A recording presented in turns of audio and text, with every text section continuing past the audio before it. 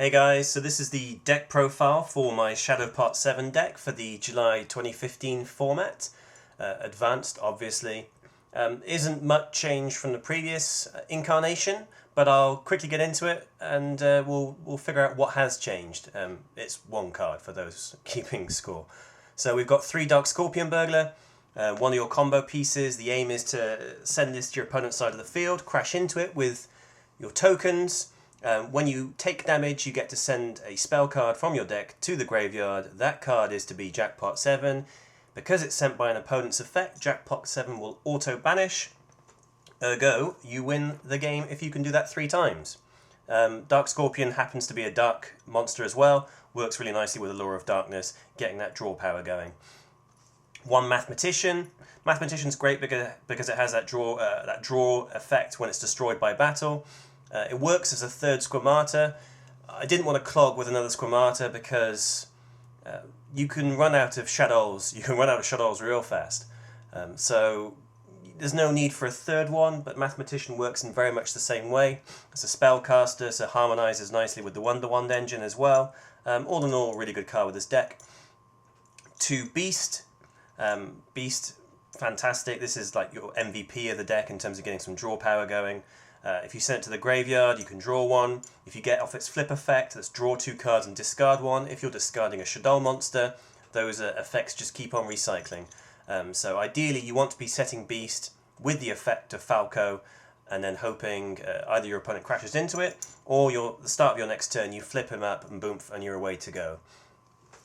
1 Shaddoll Dragon. Without MST, you do need some back row declogging cards.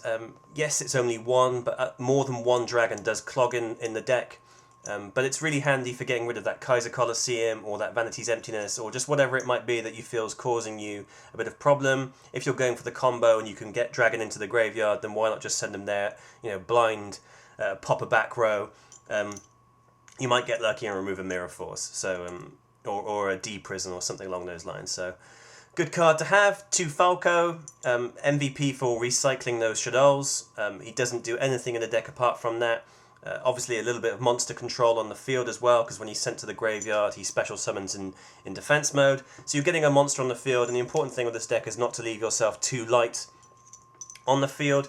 There aren't, you don't often summon too much apart from Mathematician or Scorpion when you're going for the OTK. But that's what you want to be doing with Falco. 1 Hedgehog. This is the change from the last deck that I made. Hedgehog, I've really grown to quite like this card. It works really nicely with the deck. I'll go Squamata, Hedgehog, and pull either Beast or Falco or Dragon to the hand, and then use Dark World Dealings, or if I've got 2 monsters in the hand, I'll use Hand Destruction, get those effects going. So Hedgehog's really good for just getting the shadow monsters to hand to increase the consistency with it. You can go into other options, if necessary, but realistically, you don't want to be dragging Squamata to your hand if you've just burnt him. If you don't have Squamata in hand and you've sent Hedgehog, it might be worth then dropping Hedgehog, Squamata, Beast, and going that route. 2 Squamata, explanatory. He just if you send him to the graveyard, he can send another Shaddoll to the graveyard. He starts off most of the Shaddoll combos. The flip effect is quite handy as well. If you're in a clutch situation, the flip effect will target 1 monster in the field and destroy it, which is always handy. 1 Allure of Darkness into the spells. 1 Allure of Darkness works with 11 of all the monsters you've got available, 11 of the 12, so pretty handy. Draw power is imperative with this deck. You've got to get going pretty quickly, so don't be afraid to use Dark Scorpion with Allure of Darkness. You'll always come into another Dark Scorpion. Creature swap. This is the second piece, if you will, for the combo, along with the 2 Shien Spies. I've explained why I run 2 Shien Spies over the Creature Swap, but Creature Swap works really nicely if the opponent has a monster on board. Obviously, it doesn't work if it doesn't, but you can use it as a tech card. Like if they bring out something that's causing you issues, you can just use a Creature Swap. I had a game recently where the guy brought out Infinity. I played Hippo Carnival hoping he would negate it. He did negate it. I summoned Hedgehog, Creature Swap, I'll take your Infinity. The guy rage quitted, so Creature Swap works really nicely for multiple reasons. It just keeps you alive that little bit longer. 3 Dark World Dealings, always a great card to draw into. You're drawing 1, discarding 1. You want to be discarding a Shaddoll monster like 100% of the time. So get those effects going. So 3 Dark Worlds. 1 Foolish Burial. Again, this is another Squamata, so don't need to explain that. 3 Hand Destruction. Ideally, you want to be dropping 2 Shaddolls with Hand Destruction, but don't be afraid to drop other cards as well. It's important just to get through the deck and to get those combo pieces that you need. But you do get the Shaddoll effects, regardless of what people say. Sending to the graveyard via Hand Destruction is not a cost. 3 Hippo Carnival.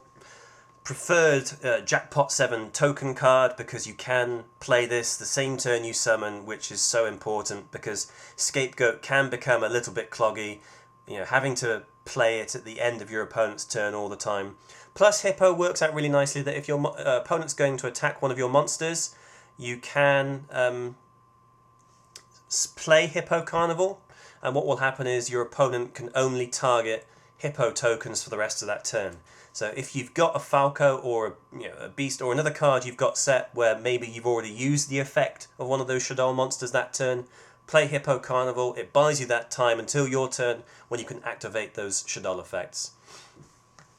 Jackpot 7. This is the 3rd piece of the win condition. As I said, this wants to be sent to your graveyard via the effect of Dark Scorpion Burglars when your opponent has control of it. It will auto-banish and win you the game. Do not be afraid to set Jackpot 7 on the field. You'd be surprised at how many times your opponent wants to blind MST Jackpot 7, or they want to go into Black Rose because you've got some back row set, and they'll just do all the work for you. So do not be afraid of doing that. The only time you don't want to be setting Jackpot 7 is if you're running into an Exodia OTK FTK deck or a Dark World deck, because then you can hold it in hand, and providing they play something like Dark World Dealings or Hand Destruction, you can send it to the graveyard when they play their version of that card, and it will auto-banish itself. But 95 to 99% of the time, I'm setting this card face down on the back row, and let the opponent do all the work for you. 1 Day of Peace, staple for anti-meta decks. 1 Reinforcement of the Army. You don't need to be playing more than 1 Reinforcement of the Army. You'll pull into Dark Scorpion with the draw power of this deck so frequently anyway that 1 works nicely. It can be quite handy in bringing Dark Scorpion to the hand if you've got 1 in hand and an Allure of Darkness. That way you're assured you've got Dark Scorpion in the hand, and you're not afraid of banishing it. So if you do draw into the other combo pieces, you can pull it off. Also, deck thinning, why wouldn't you? 2 Shien Spy. This is my preferred choice because I can pull off the combo when the opponent does have any monsters. It just works fantastically. Soul Charge. This is your get out. If the opponent's causing you issues, you can go into your Xyz monsters, your Synchros. The only caveat is you can't conduct your battle phase the turn you play Soul Charge. We all know this. I know I'm going over it and being so obvious, but it needs to be said. So don't try and go for your OTK when you play Soul Charge. But this enables you to go in some funky monsters. Black Rose is the obvious one. Also Arcanite Magician as well. If you do want to keep some monster control and back row on the field, Arcanite's great for that as well. Arcanite works as like a mini Black Rose. So a really handy card to go into. 3 Upstart, have some life points. 2 Wonder Wand. This has been scaled down from previous incarnations to 2. 3 gets way too cloggy. I've even taken the 3rd Wonder Wand out the side deck because there's no need to play it anymore. But 2 Wonder Wand is a really nice card to go into. Attach it to a spellcaster, send it to the graveyard, draw 2 cards. Thank you. And 3 Reckless Greed, because draw power is of the essence. You need to be getting into your combo pieces pretty quick. I've often said, and I still feel it's the case, that 3 to 5 turns is optimum. If it's going longer than 5 turns, chances are, unless you draw very, very lucky, you're not going to win the game. So that's the main deck. The side deck, 2 Fader, 1 Summoner Monk, 2 Creature Swap. This is more for a tech advantage more than anything else. I tend not to go into these in matches, but it's there if you need it. 1 Double Summon, 3 MST, 1 Scapegoat, would never play it. 2 Sinister Shadow Games have gone off the card completely. 3 Waboku, if you're playing Waboku, you're stalling, you're not actually contributing anything to your progression. You know, the thing with these stall cards like Fader and Waboku, yes, they buy you another turn, but you know, the deck's got so much draw power in there anyway that you should be cycling through everything pretty quickly regardless. And if you're not, well then, tough luck.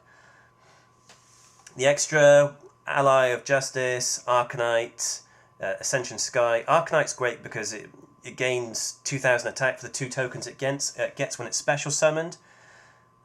So you've got a 2400 beta if you need it, but primarily summon in defense mode and destroy 2 cards that your opponent controls. Really, really handy if you've got back row that you want to keep. Ascension Sky is great because if it's destroyed, all your synchro monsters used for the synchro summon are returned to the field. Black Rose, why on earth not? Star Eater, generic. Adrius, Wind Up Zenmao, Artifact Durandal, Blade Armor Ninja, Daigusto, Diamond Dire, Exiton, Silent Honorarch, and Giant Hand, as Lava Laval is now banned. Thank goodness. Only thing I will say about the deck is I'm much happier with this particular setup. I know it's just a 1-card change getting Hedgehog in, but it seems to work much better. The more I play with this deck and the more I get used to it, the more I'm convinced this actually is a more consistent version of Jackpot 7 than the Mystic Piper variation.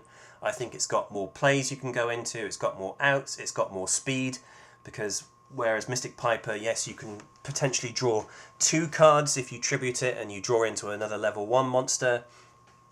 I find it's too slow because you've already taken up your summon, which is a summoning turn that you could use to get Dark Scorpion out, which means you've got to play double summon, which means you're slowing the deck down. So for me, this is my preferred version of Shadowpot 7.